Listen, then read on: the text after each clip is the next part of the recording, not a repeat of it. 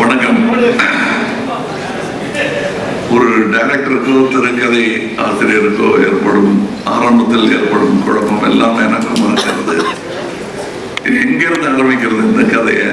நாங்கள் சந்திச்சதை பற்றி ஆரம்பிக்கிறதா, முதல்ல எங்க பார்த்தது நினைக்கிறதா?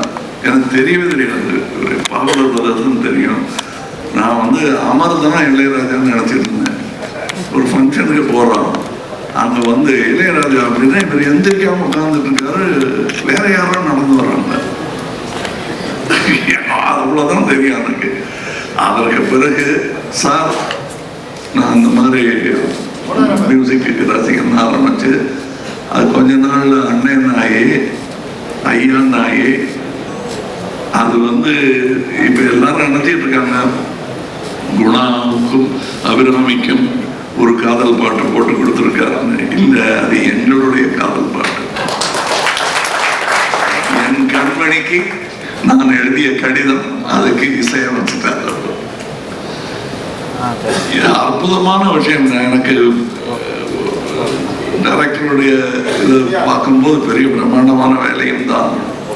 அந்த இளையராஜா அவர்கள் எனக்கு பாடும்போது ஒரு சன்னியாச மந்திரம் பாட வேண்டிய நேரம் வந்தபோது ஒன்று பாடலாம் முயற்சி பண்ணாங்க, விட்டுருங்க அதெல்லாம் வரும் அப்படின்னாரு.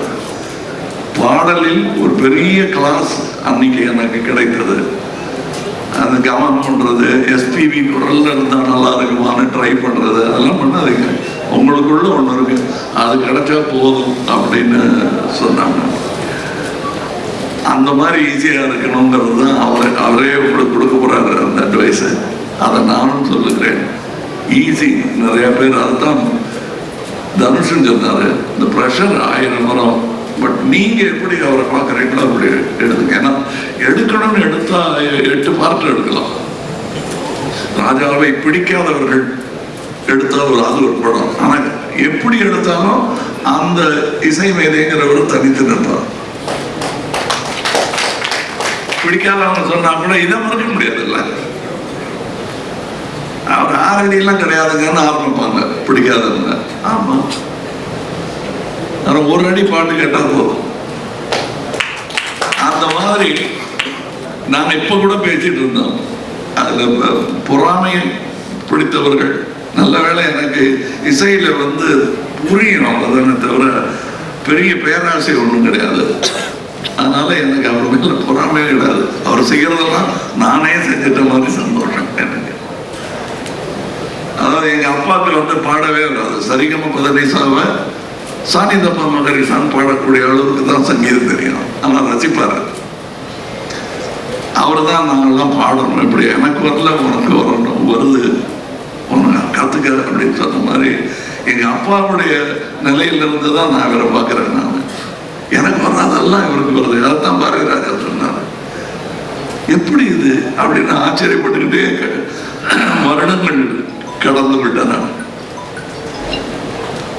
வெவ்வேறு ஆங்கிள் இருக்குங்க இவரை பத்தி. இவங்க கூட வேலை பார்த்தவங்க சொல்ற ஒரு கதை, மியூசிஷியன்ஸ் சொல்ற கதை, இசையெல்லாம் தெரியாம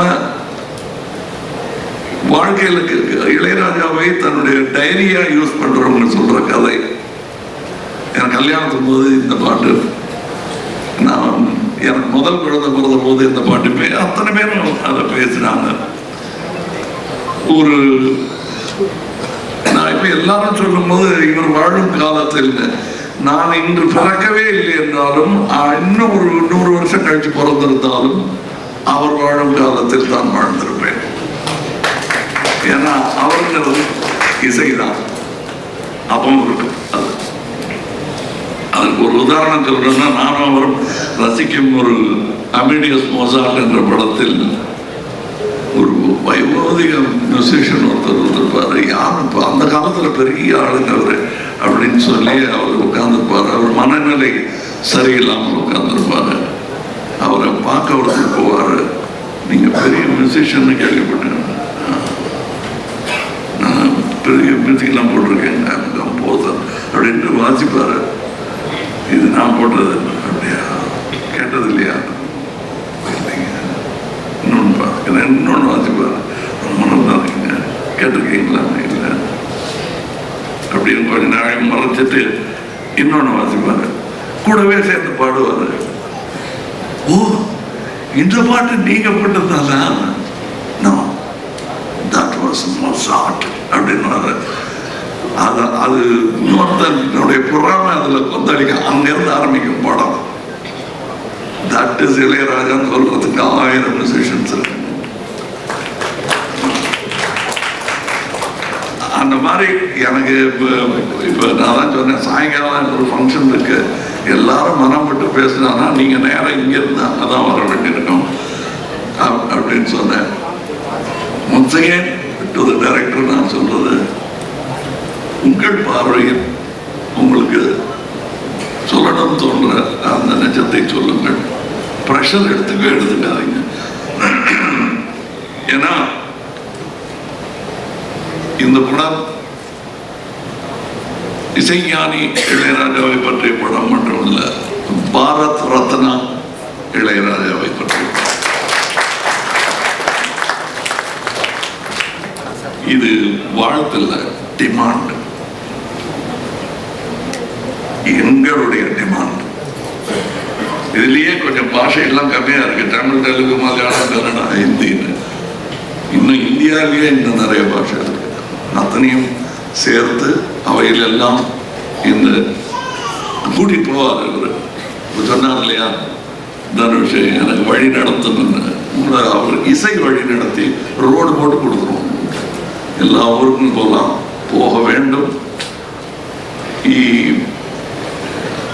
நான் எனக்கு பொறாமையே கிடையாது.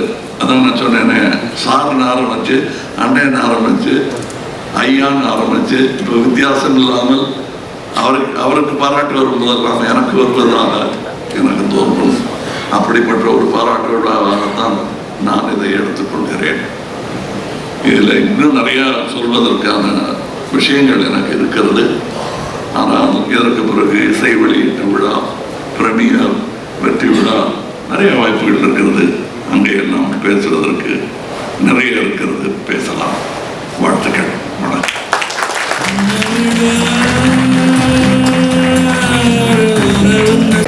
ரோஜா தமிழ் டிவி வியூவர்ஸ் எல்லாருக்கும் வணக்கம். இதுவரை நீங்கள் பார்த்த இந்த நிகழ்ச்சி உங்களுக்கு பிடிச்சிருக்கும் அப்படின்னு நினைக்கிறோம். இது மாதிரி பல சுவாரஸ்யமான நிகழ்ச்சி உங்களை சென்றடைய நீங்கள் செய்ய வேண்டியது ஒன்றே ஒன்று தான். ரோஜா தமிழ் டிவியை லைக் பண்ணுங்கள், ஷேர் பண்ணுங்கள், கமெண்ட் பண்ணுங்கள், சப்ஸ்கிரைப் பண்ண மறந்துடாதீங்க. அது மட்டும் இல்லாமல் எங்களோட செய்திகள் உங்களை உடனுக்குடன் அடைய நீங்கள் செய்ய வேண்டியது ஒன்றே ஒன்று தான், பெல் பட்டனை கிளிக் பண்ண மறந்துடாதீங்க.